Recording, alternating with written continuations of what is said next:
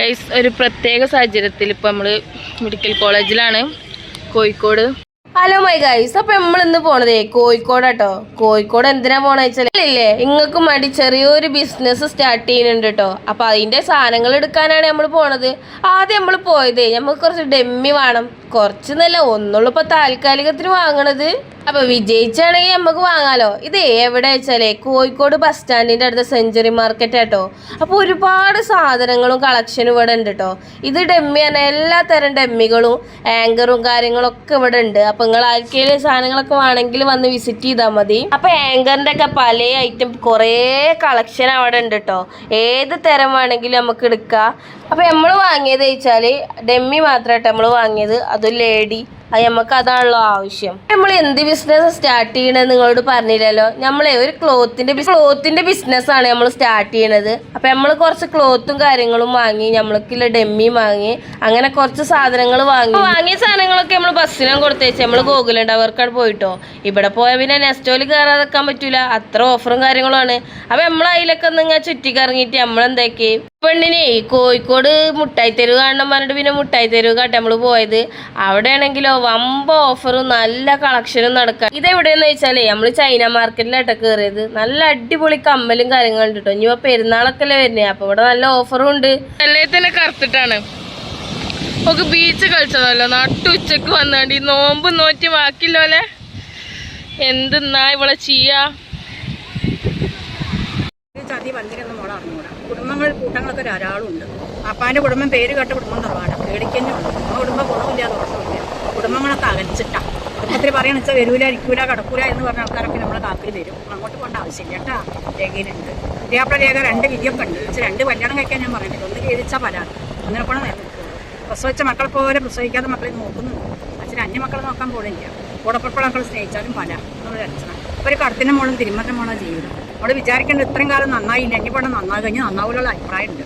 ഇത് നമ്മൾ കണക്കൂട്ടൊന്നും വേണ്ട. ഒരു കൊല്ലത്തിനിടയ്ക്ക് പല മാറ്റങ്ങളൊക്കെ വരും, ഉസാറായി വരും കേട്ടോ. കയ്യിൽ കാര്യമായിട്ട് 1-2 കാര്യങ്ങളൊക്കെ മനസ്സ് ഒരുങ്ങുന്നുണ്ട്. പണം കയ്യിലില്ല, പരിപാടികളൊക്കെ മനസ്സുണ്ട്, അതൊക്കെ നടന്നു വരും.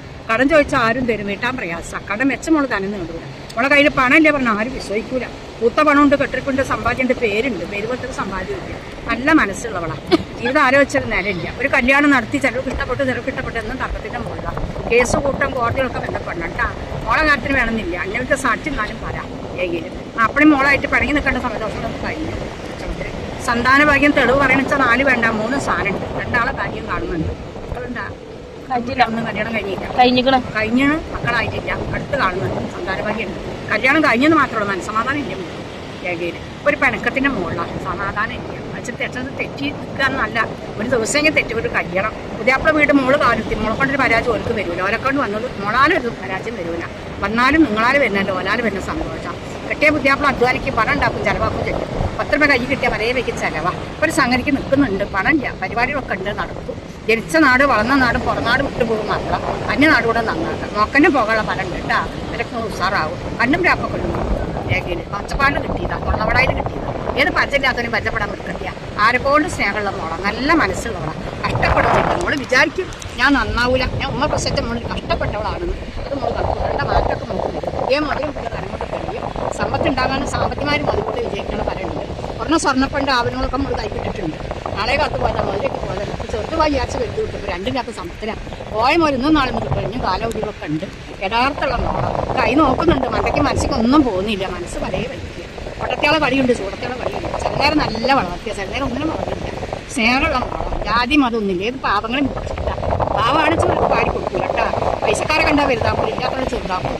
പാപ്പ നേടി വെച്ച മുതലുകൊണ്ട് മക്കൾക്ക് വലിയൊരു പവർ എടുക്കാനില്ല. എന്നാലും നല്ല വൈക്ക് എത്തും. പുതിയ മുതൽ കൊണ്ട് പുതിയ തലം കൊണ്ടൊക്കെ തെളിയും. കഴിഞ്ഞേക്കാളുള്ള ഭാഗ്യം ഗുണം കിട്ടി യശീവയുടെ ജീവിതം മുന്നോട്ട് പോയി കഷ്ടപ്പെടാതെ വിജയിക്കും.